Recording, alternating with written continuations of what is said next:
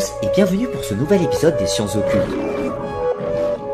Aujourd'hui, nous allons parler de la légende du golem qui appartient à la tradition hébraïque et plus précisément à la science kabbalistique.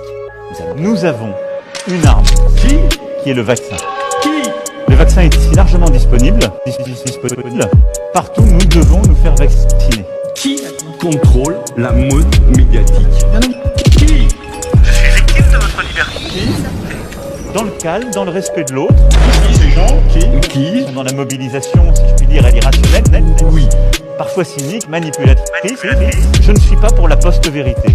Et surtout dans l'unité. Qui contrôle le Washington Post, qui contrôle le New York Times, qui contrôle chez nous BFM TV et tous les journaux qui viennent se couper autour. Nous avons une arme qui est le vaccin. Qui? Le vaccin est ici largement disponible. Partout, nous devons nous faire vacciner. Qui contrôle la mode médiatique? Qui? Je suis victime de votre liberté. Dans le calme, dans le respect de l'autre. Ces gens qui Sont dans la mobilisation, si je puis dire, elle est irrationnelle. Oui. Parfois cynique, manipulatrice. Je ne suis pas pour la post-vérité. Et surtout dans l'unité. Il s'agit d'une créature anthropomorphe conçue à base d'argile et soumise à la volonté de son créateur. Nous trouvons une analogie avec la création d'Adam par Dieu avec de l'argile dans le livre de la Genèse. La créature est créée à partir d'un rituel magique de type kabbalistique et notamment via l'écriture sacrée. Pour activer le golem, il fallait graver sur son front le mot Emet, qui veut dire vérité, puis pour mettre fin à la magie, il suffisait de retirer la première lettre, ce qui donnait le mot. Bon, on va pas partir là-dessus, on va arrêter là. On va arrêter là, mon général. Je suis désolé, on peut pas laisser dire ça sur l'antenne. voilà pourquoi Je suis désolé. Voilà Je suis désolé. Non, on arrête là. On coupe, s'il vous plaît, on enlève le général. Voilà, merci, on coupe, on peut pas continuer. La clé de ce grand bouleversement mondial et de cet énorme changement, ou comme vous le dites, de cette conspiration qui a déjà ôté la vie à plusieurs centaines d'enfants depuis la semaine dernière, sa clé se trouve au milieu de votre salon et vous restez là à m'écouter. Vous écoutez mes beaux discours, alors que vous devriez tout faire pour mettre le plus de distance entre nous. C'est ce qui me fait dire que vous ne tiendrez pas longtemps, pas jusqu'à la fin. Même toi, Jessica Hyde. Tu sais pourquoi? On pense souvent à tort que l'être humain est régi par la recherche du bonheur, d'un sens à la vie. Sauf que c'est faux. Les hommes sont régis par la nécessité de savoir ce qui se passera ensuite. Vous voulez savoir ce qui se passera ensuite?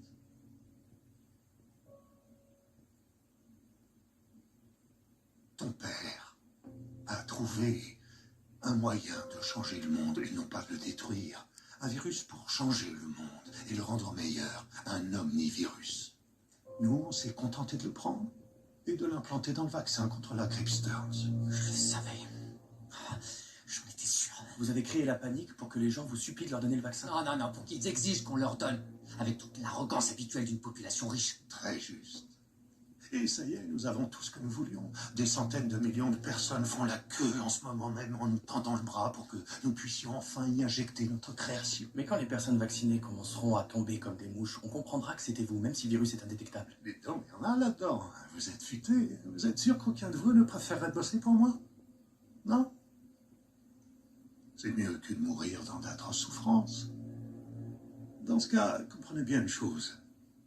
Notre intention a toujours été de faire le moins de victimes collatérales. Quoi? Vous voulez dire que le virus n'a pas été conçu pour tuer? Il m'a l'air bien violent pourtant. Dites-moi une chose. Qu'avez-vous fait aujourd'hui pour mériter votre place dans ce monde surpeuplé? C'est ce qui me semblait. Tout ce que je le fais dans l'espoir de trouver un remède à la situation actuelle.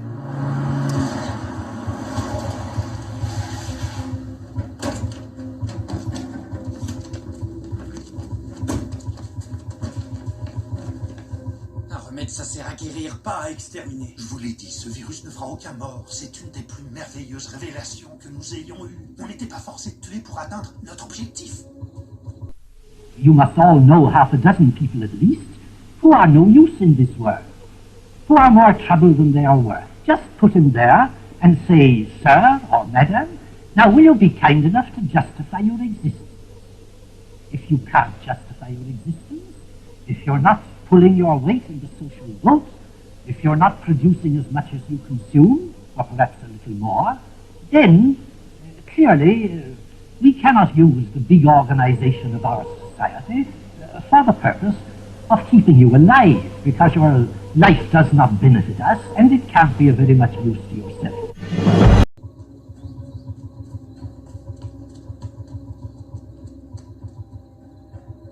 Quel objectif?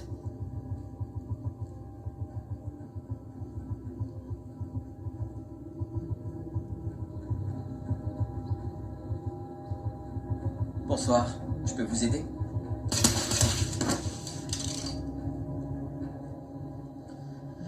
Nous avons l'intention d'interrompre la reproduction humaine pendant 3 générations.